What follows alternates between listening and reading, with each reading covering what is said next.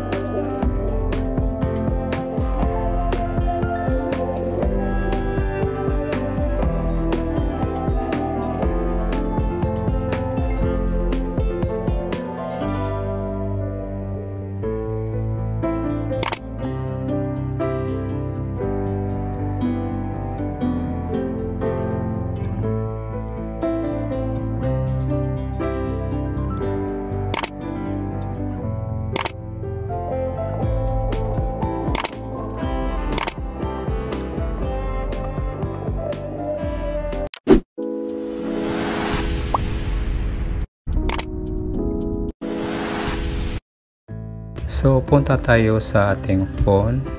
Ayan. And then, hanapin natin yung Pi app. Open natin. Ayan. Tap natin.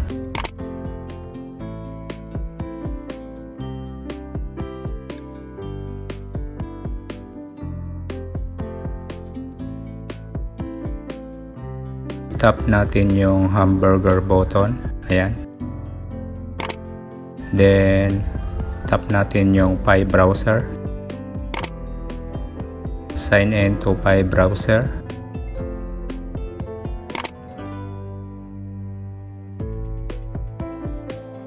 Tap natin yung wallet.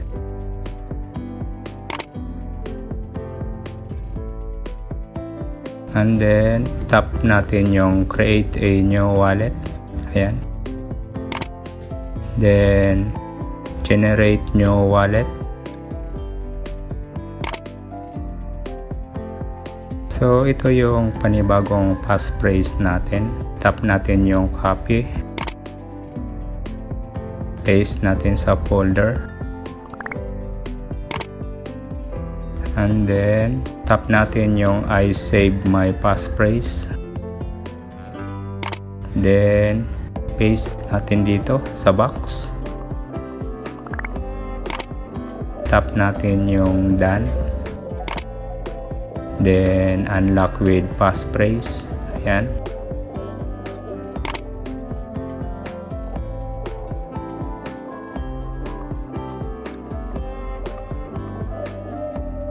So, ito yung wallet address natin. Then, tap natin yung copy. Then, paste natin sa folder. Tap natin yung continue. So, ito yung panibagong Pi wallet natin. Punta tayo sa mainnet checklist. Confirm natin yung number 3 and number 6. Tap natin yung arrow. Tap lang natin.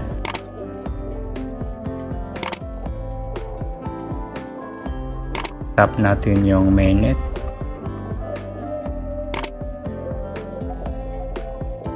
Then, mainnet checklist.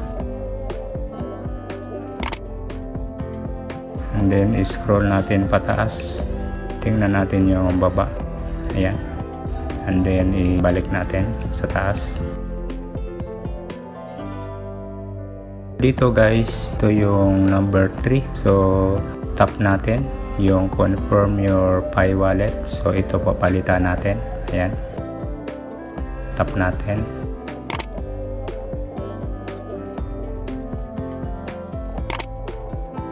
Then, paste natin yung panibagong passphrase. So, okay na. And then, tap natin yung done. And then, confirm your wallet. Tap natin. Then, tap natin yung go back. Then i-scroll natin. Yan.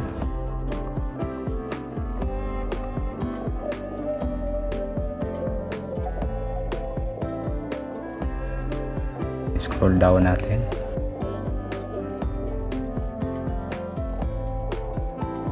Scroll up natin. Ayan. So yung number 3 ay okay na. Ito na yung panibagong Pi wallet natin. And then yung number 6 ay i-tap natin. Sign acknowledgement to receive tokens. So kailangan ay after 24 hours. Then tap natin yung go back. Pagkatapos ng 24 hours ay i-tap natin ulit. Ayan. Scroll natin pataas. Ayan. Tingnan natin yung baba. Scroll lang natin.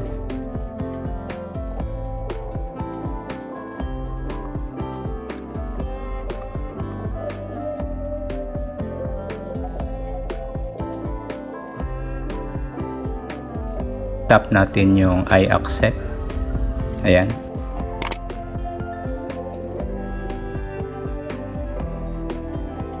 Then paste natin yung ating panibagong passphrase. Tap natin yung done. Then tap natin yung sign. You are all set. So tap natin yung I understand. And then tap natin yung arrow.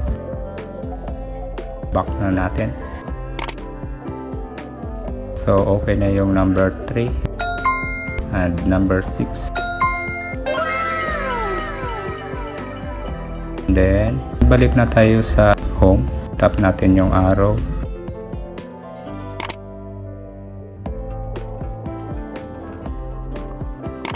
Then close na natin. So yun lang guys ang pagpalit ng panibagong Pi wallet sa Pi network. So marami pong salamat sa inyong pagpanood and God bless po sa inyong lahat.